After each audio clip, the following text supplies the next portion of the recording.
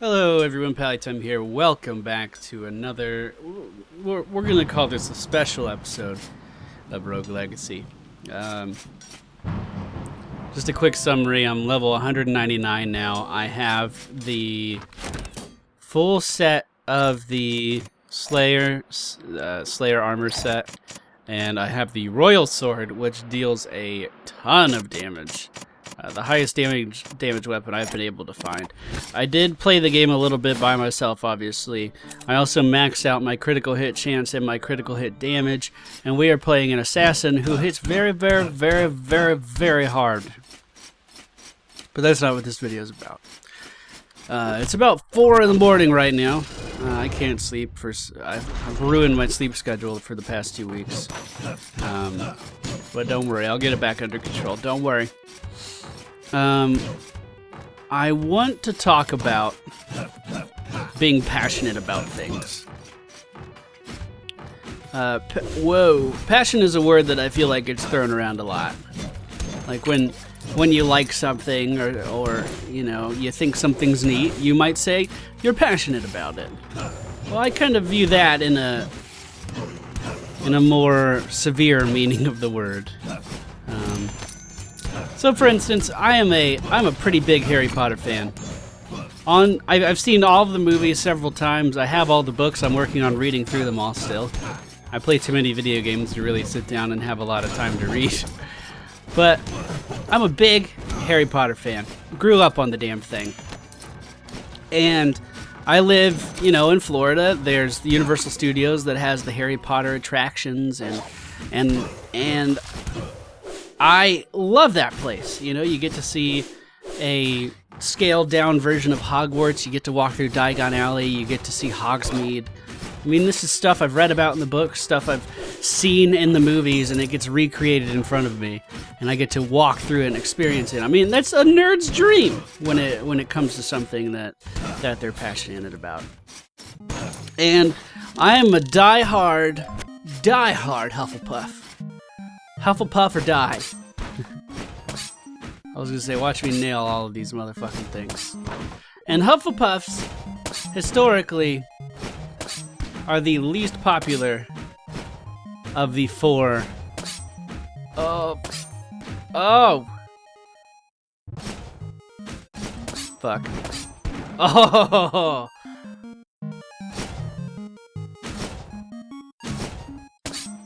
Damn it, was that my last one? I'm sorry, I've never done that well. Hufflepuffs are historically the most unpopular and seen as the bottom of the barrel, in a lot of cases, of the 4 houses in Hogwarts. So you have Ravenclaw, they're the smart intellectuals. You have Gryffindor, who are the brave individuals. You have Slytherins, who are the assholes, who always don't always end up to be dark wizards, but every dark wizard that there has been a Slytherin. And then there's Hufflepuff, which is everyone else. It's a conglomerate of all of the weirdos and the who's whats and, you know, the people who didn't really fit in anywhere else. I am a very proud Hufflepuff. And that is completely irrelevant in every life situation. I just want to make that very clear. It's completely irrelevant. But in my car, I have this Hufflepuff blanket. It's like a throw blanket that I have draped across my back seat, just to show off my pride a little bit. I have a Hufflepuff keychain, just for no reason, just to have a Hufflepuff keychain. I have a Hufflepuff lanyard that I wear when I need to wear it to keep things in. You know, I have a fair amount of Hufflepuff stuff. And that is a weird thing to be passionate about, but I'm very passionate about it. You know, I feel like any other Hufflepuff is my long-lost brethren. Don't worry, this story's going somewhere, and it's actually going to have some practical applications. So I was going to Taco Bell the other day, because quesaritos are something delicious. That's why. And I order my food, and I pull up to the window, and there's this chick. I would say she's early 20s. Takes some money, tells me it'll just be a second. Actually, she asked me if I wanted any sauce. And I was like, yeah, hot sauce, please. And then she closed the window, whatever. She hands me back my change, and she was like, oh, I have a peace sign tattoo as well. Because I have a big purple peace sign on my left wrist, if you didn't know that. And I was like, oh, that's cool. And she had this little peace sign, whatever. And then she calls her friend over to see my tattoo, whatever. Fuck. Then I was in the car with my sister. Then the window closes and I turn over to my sister and we're talking about something or other. And then the window opens again and I look back and they're both standing there looking at me. The friend is saying something and the original chick is just saying, and I hate you, or something. Like really sarcastically, not like angry. And they had seen my Hufflepuff blanket in my back seat. And apparently got real, like, struck up a conversation because they saw my Hufflepuff blanket. And normally I wouldn't have talked to these chicks for a second if they hadn't have seen my Hufflepuff blanket. And granted, my sister thought that they were flirting with me pretty hardcore because they started showing me more tattoos. Like one of them had a sleeve and all that kind of shit. But I have motherfucking girlfriend time, and I didn't tell her about that part. But this whole conversation, and I met two people just based on the fact that I am passionate about some obscure house in a school that no one really gives a shit about but me. Well, more people than just me care about Hufflepuff. But does that make sense? The whole moral of the story and what I'm getting to is it doesn't really matter what you're passionate about. It can be the most fucking random ass shit. As long as you enjoy it, you should embrace the fact that you enjoy it. I mean, I have several friends who, when I bring up Harry Potter related stuff, they're like, isn't Harry Potter for kids? You know, shit like that. I don't care. Anyway, where I'm really going with this is the fact that my entire job is based on something that I'm passionate about. The entire life that I'm living right now, through you guys watching my videos and supporting the channel and etc., is done because I'm passionate about video games. I've been passionate about video games my entire life. In school, you know, I had my little circle of friends and all we did was fucking talk about video games. I grew up around video games. I mean, I've been playing them since I could hold a Sega Genesis controller in my hand. I used to stay up late and just watch my dad play that weird X-Men game for the Sega Genesis that I talked about in my question and answer video. I mean, there is very few things in this world that I am more passionate about than video games. I research them, I play them, I eat, breathe, sleep, and work with video games every single day. And because of that passion, I managed to get a job doing exactly what I love, making a living, doing exactly what I want to do. And it was a long ass road, right? This was not something that happened overnight. Oh my god, this is the best room I've ever seen for wolves. I had to work my ass off to become a YouTube partner. This is back in the day where it was a fucking chore and a half. Damn near impossible for a small channel to get partnered. Back in the days where Machinima was the only gaming network. We've come a long way since then. But because I stuck with it, because I pursued something I'm so very passionate about, I'm in a position that I'm in today, which is a very good position. So, the moral of my story, what I've been getting to this entire video, and I know I may have been a little long-winded, I apologize, like I said, it's 4 in the morning and I'm tired, is it doesn't matter what you're passionate about. Be fucking passionate about it. Be excited for it. Wake up every day and be like, holy shit, this thing I'm passionate about is the best thing in the whole fucking world. And if you pursue that passion, then if you're looking to get a monetary gain out of it, eventually the monetary gain, the money will fall into place.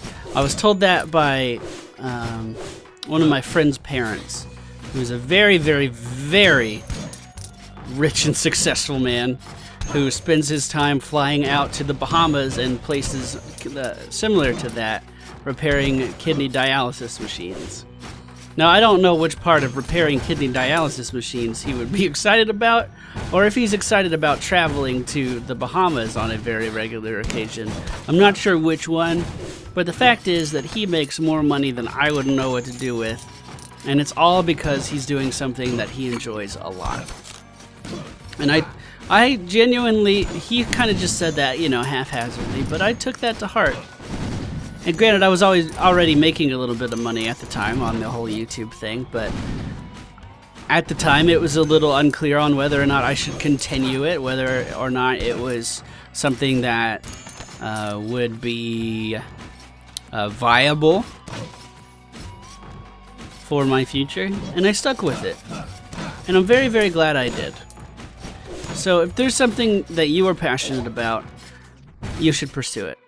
Granted, this advice is coming from a 25-year-old who has had 2 jobs in his life, this being one of them. I guess you could say 3, and now spends his every waking hour of every day, it feels like, working. But that's not really the point. The point is that I genuinely feel like the world would be a much better place if everyone was doing something that they cared about, rather than waking up and doing a 9-to-5 job that didn't fucking matter to them at all. Now, granted, I know there are people in situations where they're scrounging their pennies, they're counting their quarters just to get by, just to pay their bills, and they have to have those 9-to-5 jobs. But that doesn't mean that you should let the dream die. And that dream doesn't necessarily mean going to school, because there's a lot of evidence that racking up the debt going into school probably isn't worth your time either. I mean, that's on a case-by-case basis. I don't want to sound like I'm encouraging anyone to not further their education, because being smarter than me is definitely a good thing. I don't know. That was just on my mind and I wanted to talk about it, because I'm very happy I stuck with what I wanted to do in life. Granted, like I said, I'm 25. YouTube and making money off of ad revenue is a brand new and terrifying thing. Is it going to be here in 20 years? Who the fuck knows? I think that's one reason people are completely off topic. I think that's one reason a lot of big YouTubers are like, hey, give me donations, even when they're making a shit ton of money already. Because I was looking at a retirement calculator the other day, and it recommended having $2 million to retire on. Like, throughout your lifetime, by the age of 65, saving $2 million to retire on. And that is just a ridiculous amount of money. I was talking to motherfucking girlfriend time, and I was like, what the hell does someone need $2 million for? At the age of 65, you're gonna be so old that you're not gonna feel like moving around. I don't know. I feel like that's a little excessive. We'll just eat both of those. Eat that one too. I don't know if you guys have noticed, but I've made 38,000 gold this run. I kind of wasn't expecting this video to go on as long as it has. It turns out I'm having the gold run of a lifetime right now. So I should probably stick with it. Now that I've acknowledged the gold run is going to stop. Oh no. It like almost legitly is. I forgot we were on a assassin. I kept thinking we were on a paladin for some reason. 40,000 gold. Anyway, so that's my rant. It doesn't matter what you're passionate about. You should be passionate about it. In my opinion. In my humble youngin' opinion.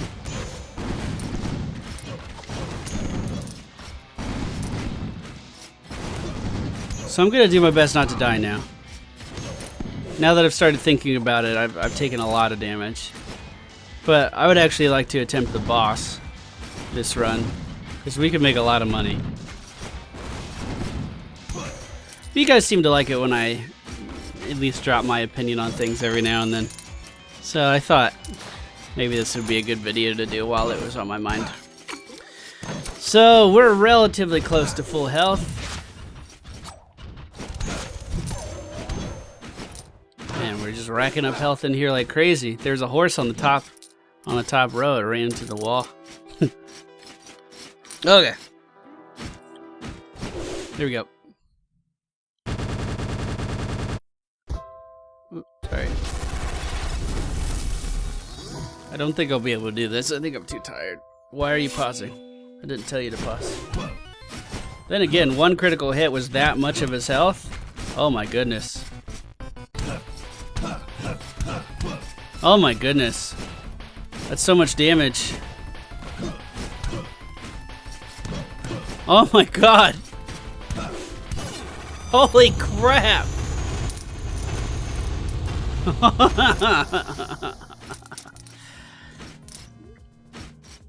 I guess another example of the passion thing, I mean, we could break it down even more. Just based on my YouTube channel alone. Dark Souls, something I'm incredibly passionate about. Now, I know I gained a huge amount of my viewer base just from playing Dark Souls. Just from putting that on my channel, even when I wasn't even fucking good at it. We got the painting. Oh my god. Run of a lifetime. Holy shit. Go stealth. There we go. Is that a mimic? That's a mimic. Nice. Fuck. So putting Dark Souls on my channel, even when I wasn't good at it, doing run after run after run after run of the same game on a Let's Play channel is almost fucking unheard of. There are not very many... Then again, I don't think I'm high profile, but there are not very many high profile Let's Players that will play the same game over and over and over and over. Especially a story-driven game like Dark Souls, and be able to draw an audience out of it. So the only reason I did that is because I was passionate about the game and I enjoyed the game so much. And it benefited me. Another example of that would be Rogue Legacy. I enjoyed the game, I'd never finished it before, and I wanted to bring it back. And this is one of my, I think, most beloved series on the channel. It doesn't get the most views. We can take no damage, no problem. Oh my god. Did you see that? You see this stealth shit? And we made it out, no problem. Oh my god, farming run of the century. We need to go up. We need to go... We go to the right. We need to go back to the boss room and go up. 62,000 gold. Holy shit. Dude, I need to play this game when I'm fucking exhausted more often. Look how well this is going. Holy crap.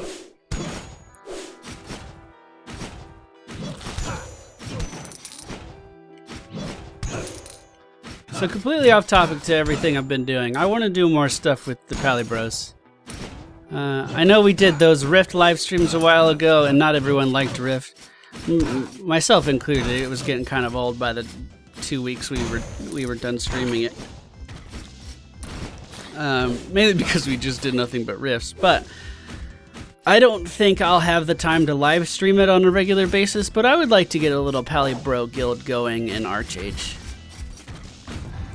From what I've seen of the game so far, this is just a passing thought, mind you. From what I've seen of the game so far, it's very enjoyable. I've been having a lot of fun with it. It's the most in-depth MMO I've seen in a really long time. It has a lot of depth to it, which is what in-depth... which is what in-depth means. And it just has so many mechanics that seem like they're what the industry needs. For instance, you can make your own ships. What?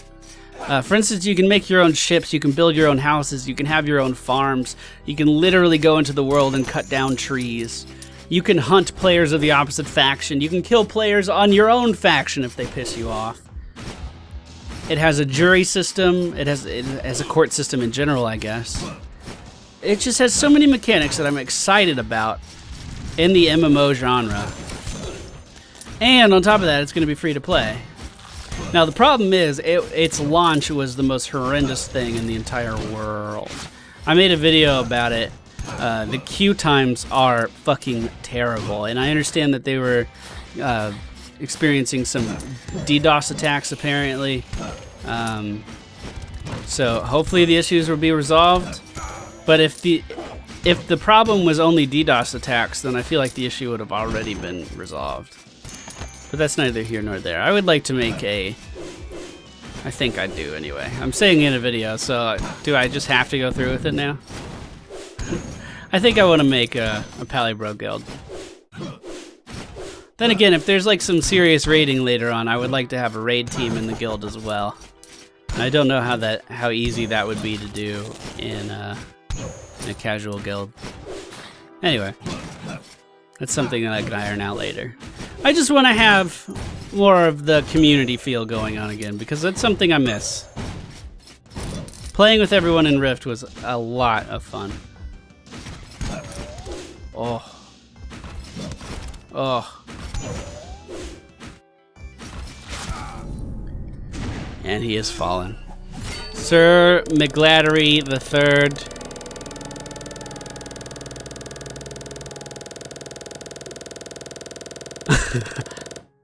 Wow. Wow. Let's pick up another one. So, how far into the attack upgrades can we get with 70,000 gold? 10 upgrades. Fucking nice. What is this up here? Mana cost down. That's probably good. But we still have 5,000 gold on us. How much is something like this? 6,000? We could do armor up. We could do health up. I think both would be good choices. We can't do invulnerability. We cannot buy the last class, which you guys keep asking me to do.